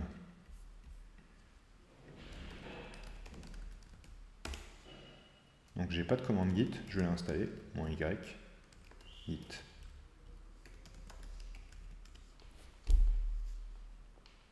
C'est Rocky Linux, la distribution, donc c'est un fork de CentOS qui reprend la même... Donc il y a deux forks principaux de CentOS qui reprennent à peu près la durée de vie que CentOS faisait avant.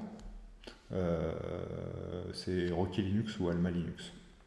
C'est les deux distributions que j'utilise le plus quand je fais du cloud.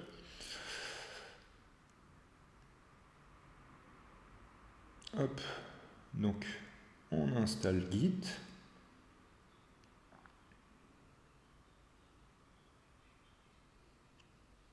Ensuite on clone notre petit repo. Ensuite on va dedans, IAC Ansible, voilà. Et là normalement j'ai mon petit script install.sh. On va le regarder ensemble. On va peut-être même l'afficher directement, c'est plus lisible là. Et donc, ah ouais, il a plein d'options et il a une option -h qui va me dire ce que je peux faire. Ah oui, c'est ça. Voilà. Il va me dire perform everything above. Donc c'est un peu ce que je veux faire. Je pense que je veux runner le Ansible Playbook. Voilà. P et je dois lui dire -e. Et le -e, c'est le nom de mon playbook. Donc c'est CWAI runner. Voilà. Donc là, il m'installe Ansible parce qu'Ansible n'est pas encore installé. Donc c'est pour ça qu'on a une petite surcouche de script. C'est pour éviter de soi-même gérer l'installation d'Ansible, etc. Là, il m'a dit Ansible Playbook command not found. Alors, pourquoi? Ah oui, il y a un petit conflit apparemment. Il n'a pas réussi à m'installer Ansible. Donc, ce qu'on va faire, c'est qu'on va regarder ce qu'il fait pour installer Ansible. Il fait juste un yum install Ansible. Et on va suivre comme des moutons ce que nous dit yum.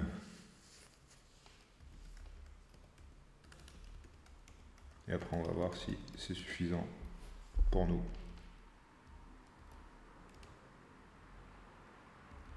Non. Alors, on va essayer de résoudre vraiment le conflit. Il nous dit que c'est un conflit sur Python. Il faut une version supérieure à 2.13. Et là, qu'est-ce qu'on a? Ah ouais, normalement, on va essayer d'upgrader. Hein.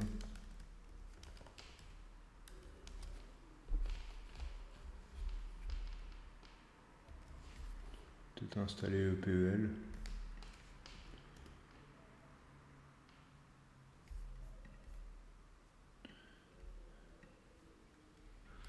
Donc ça, c'est nouveau comme erreur. On ne l'avait pas il y a quelques jours. Donc c'est très sympa. Alors.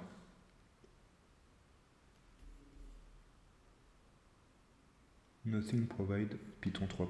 Bon, on va essayer de l'installer.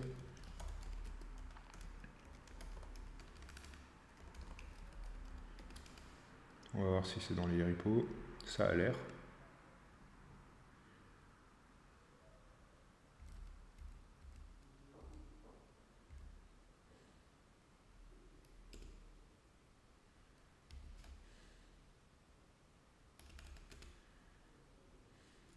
Toujours pas.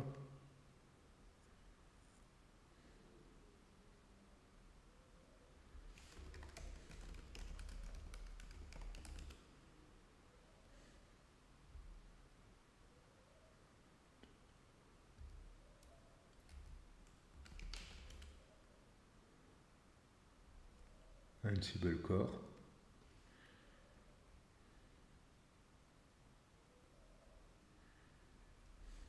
Attends, est-ce que j'ai ma commande Ansible Playbook? Ouais, ça a l'air bon. Bref, à creuser, mais normalement on va pouvoir s'en sortir. Voilà, donc maintenant ça va me jouer mon playbook, donc ça va installer tous les rôles qui sont ici. Ça commence par installer les packages common. Les packages common, c'est ça doit être cette liste là, voilà. Ensuite,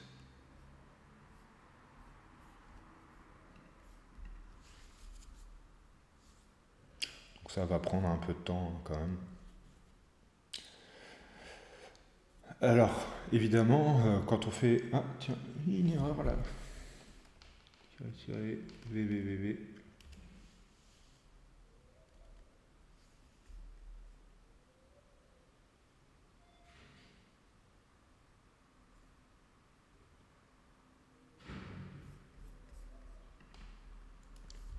Alors, est-ce que j'en ai besoin?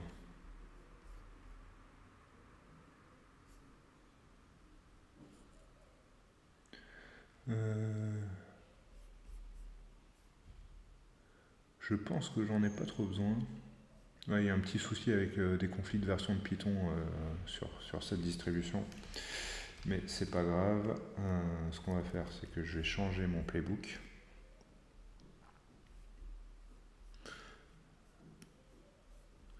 Donc, default task. Je vais commenter une tâche. Je suis pas sûr qu'on en ait besoin en fait pour faire notre démo. Voilà. Je vais l'enlever. Je vais ouvrir un nouveau terminal.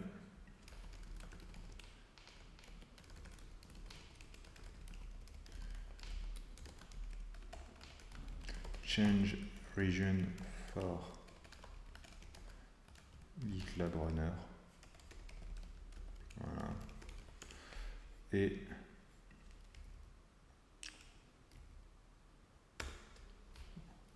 normalement il se met à jour.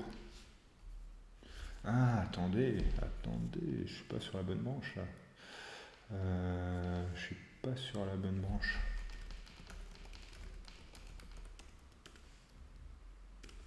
Voilà. Non, il m'a remis sur la branche main. Donc, je pense qu'il faut que j'adapte un peu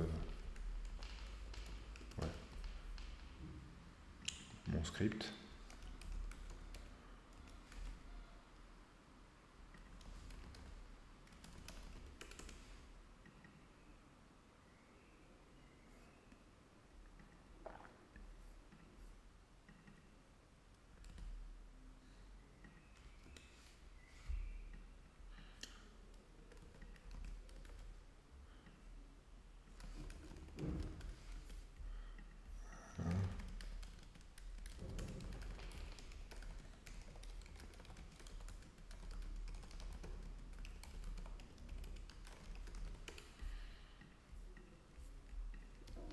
Ok.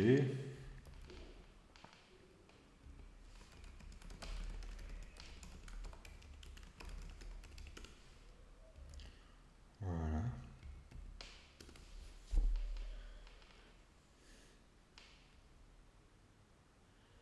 Donc voilà, là on va plus loin.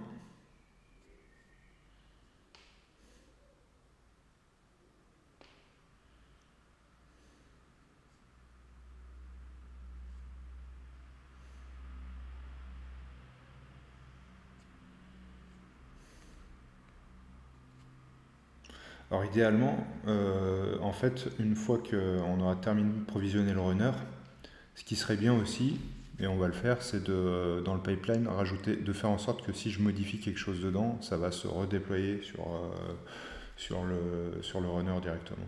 Par exemple, j'ai envie de rajouter une règle de firewalling, des choses comme ça, que je ne sois pas obligé de faire ce que je suis en train de faire, d'aller en SSH sur la machine. Et ce que j'allais dire tout à l'heure, avant d'être interrompu par l'erreur, c'est que là, on est en train de provisionner l'infrastructure pour la première fois. Mais idéalement, si ce genre de tâche qui se répète, il faut faire ce qu'on appelle de la golden image. Donc, c'est-à-dire que Avec du Packer, par exemple, on peut builder une image qui a déjà été préinstallée pour ne pas perdre le temps d'installation de tous ces paquets, de tout ce qu'on peut faire avant provisionnement. Enfin, avant de. Voilà, il y a des choses qu'on sera obligé de faire une fois que c'est déployé, c'est changer les IP, changer ce genre de configuration, mais tout ce qui est installation de package, téléchargement de choses, ça peut se faire en amont. Et vous pouvez avoir une image déjà prête que vous pouvez pusher avec Packer, qui aura déjà préjoué Ansible par exemple. Et après le déploiement, ça rejoue Ansible encore une fois, mais ça va aller beaucoup plus rapidement parce que le téléchargement des paquets aura déjà été fait. Et qu'est-ce qu'on peut dire d'autre aussi? Et après, il y a autre chose qui s'appelle Cloud Init, qui vous permet que ce qu'on est en train de faire se fasse automatiquement à la fin du provisionnement avec Terraform, c'est-à-dire le téléchargement du repo Git, l'installation d'Ansible et de Git, puis l'installation d'Ansible, ça peut se faire dans un programme Cloud Init. Et c'est exactement comme ça que fonctionne Comore Cloud, en fait. Comore Cloud, quand vous provisionnez par exemple l'environnement VS Code, c'est à peu près la même chose que ce qu'on est en train de faire maintenant, sauf que c'est une API qui fait appel aux API du cloud provider en utilisant une techno concurrente de Terraform qui s'appelle Pulumi, parce qu'elle est plus adaptée au fait de développer des API. Voilà. Puisqu'en fait, contrairement à Terraform, ça on en discutera dans d'autres workshops, mais on peut directement utiliser des SDK dans le langage de son choix. Donc dans notre cas c'est du Python, on peut utiliser des SDK Python pour faire ce que ferait Terraform, voilà, en utilisant Pulumi. Et à la fin du provisionnement, une fois que le state a été calculé, etc., il y a le programme Cloud Init qui est déclenché et qui lance Ansible. Voilà. Donc là, il est en train de provisionner un runner. Donc c'est normal ça, le truc rouge. Et normalement, c'est bon. Et on va voir ce qui s'est passé sur l'administration de notre GitLab. Alors, tiens, il faut que je mette à jour mon GitLab. Voilà, j'ai un runner qui vient de se provisionner. On va l'utiliser tout à l'heure. Donc, c'est ce qu'on va pouvoir commencer à faire. En fait, notre runner est prêt à être utilisé maintenant. Donc, on va retourner ici. On va pouvoir commencer à faire des pipelines. Et le premier pipeline qu'on va faire, c'est justement de redéployer notre runner quand la configuration Ansible a changé. Donc, on va commencer par créer un GitLab CI. Ça va nous éviter de continuer à aller en SSH sur la machine. Et on va pouvoir tout garder dans Git. Et faire quelque chose qui commence à se rapprocher de ce qu'on appelle le GitOps. Après, il y a débat là-dessus. Mais... GitLab ci.yml. Donc là, je connais jamais la syntaxe par cœur, mais on va aller sur GitLab.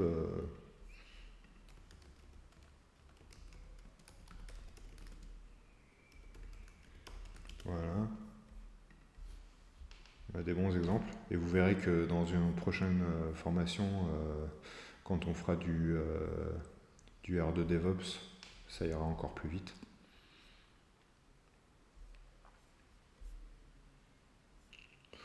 Donc, ouais, il y a les stages. Alors, je sais plus comment ça se présente. On va tricher un peu, on va regarder dans un autre repo. Comore Cloud, on va regarder dans CWAI. UI, par exemple. Tac, tac, tac. Voilà.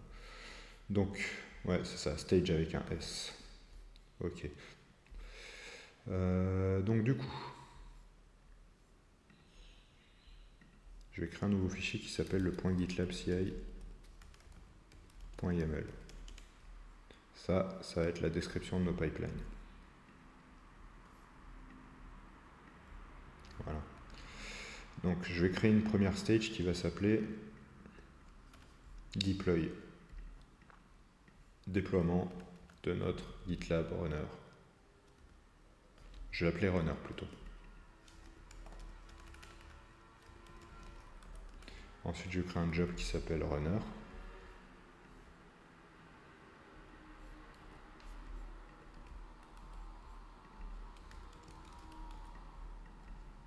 Je vais l'appeler Ansible cette stage là. Donc ça va rejouer Ansible. Donc ça need rien, ça n'extend rien.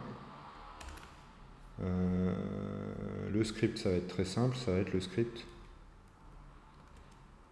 IAC /Ansible /install, et ensuite on va faire un ee.install.sh -the cwai runner -p. Donc ça c'est ce que je tapais tout à l'heure dans mon truc. Voilà. Ensuite, on va faire un when, on va faire un only plutôt, et on va rajouter des conditions refs. Donc ça, on va dire qu'on le fait que si on est sur notre branche workshop, pour éviter de déclencher ça sur n'importe quelle branche. Ça peut être une faille de sécurité d'ailleurs. Workshop, voilà, $. C'est une regex. Tac, et change la liste de nos fichiers. Donc je veux changer que quand c'est ce qu'il y a dans le dossier Ansible qui a changé. Voilà. Donc on va tester ce pipeline.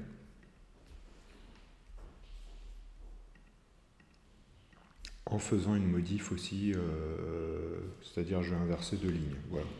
Donc là j'ai fait une modif dans notre dossier.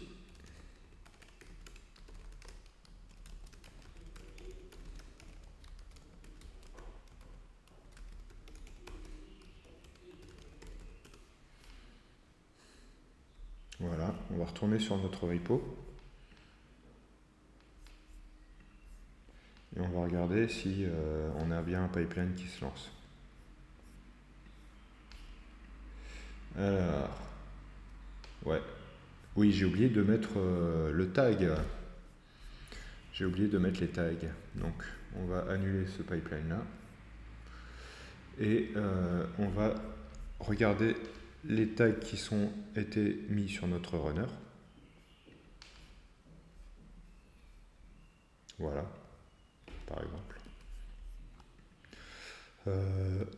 Alors, je pense que c'est tags, si je ne me trompe pas. Voilà. Et on va remodifier une ligne ici. Alors, pourquoi je fais ça? Vraiment parce qu'on n'a pas envie de relancer Ansible à chaque fois que je vais pusher sur le repo. Donc, on veut lancer Ansible que si vraiment j'ai changé quelque chose dans ce sous-dossier. Voilà. Vous allez voir pourquoi, parce qu'après, quand on va vouloir builder les conteneurs Docker, si à chaque fois on s'amuse à aussi redéployer le runner, c'est pas terrible.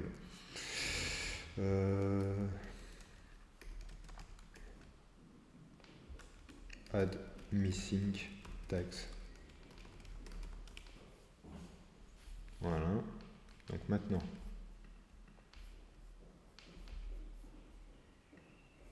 on va regarder les pipelines.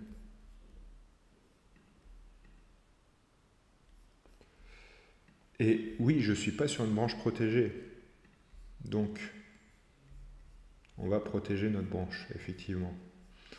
Donc, ça doit être dans Repository, Protected Branch, Workshop. Voilà. Qui est alloué. Voilà. On va mettre que les mainteneurs qui sont autorisés à émerger. Non, pardon. Les mainteneurs, voilà. Par exemple. Après, ça dépend de votre organisation. Pas la peine de force push pour l'instant. Voilà. Et donc maintenant, si on revient ici et que je relance le pipeline, des fois il faut l'aider un peu.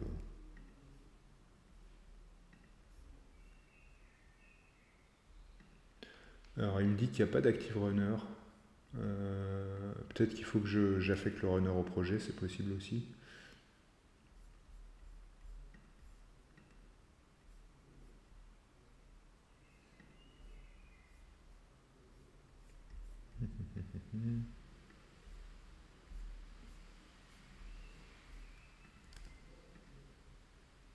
Alors,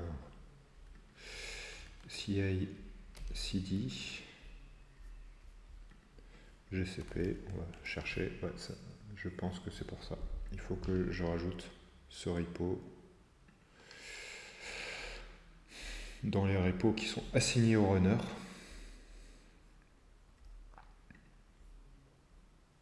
Et ensuite,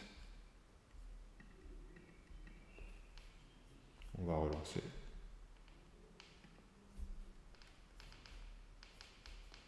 Voilà. Donc là, qu'est-ce qu'on voit? On voit qu'il va me lancer Ansible, donc c'est parfait. On a fait notre premier pipeline. Donc à chaque fois que je voulais changer de la conf Ansible, mon runner va se redéployer.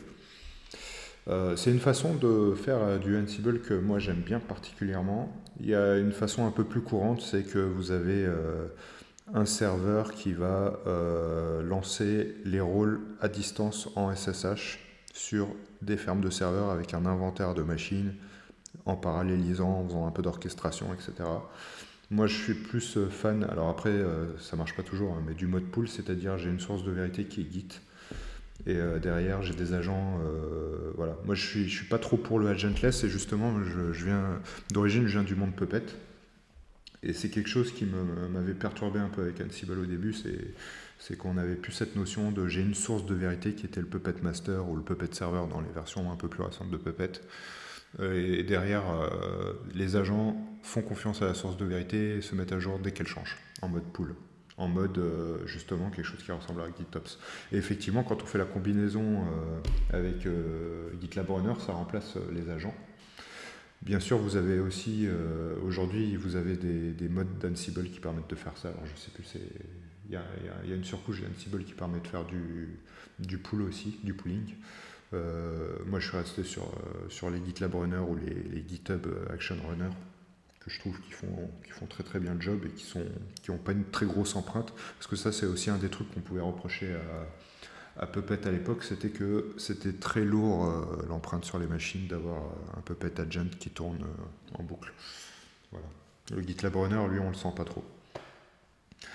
Ok, donc ce que je propose, c'est qu'on fasse une pause pour reprendre la suite dans 1 heure à peu près, à 13h comme d'habitude. Hein. Donc la suite, ça sera, maintenant qu'on a notre runner qui est provisionné, on va faire le pipeline de build et de livraison de nos images sur la registry. Et pour terminer, on va faire nos pipelines de déploiement sur Cloud Run. Voilà. Donc ça sera après la pause midi. On se retrouve tout à l'heure. Hop.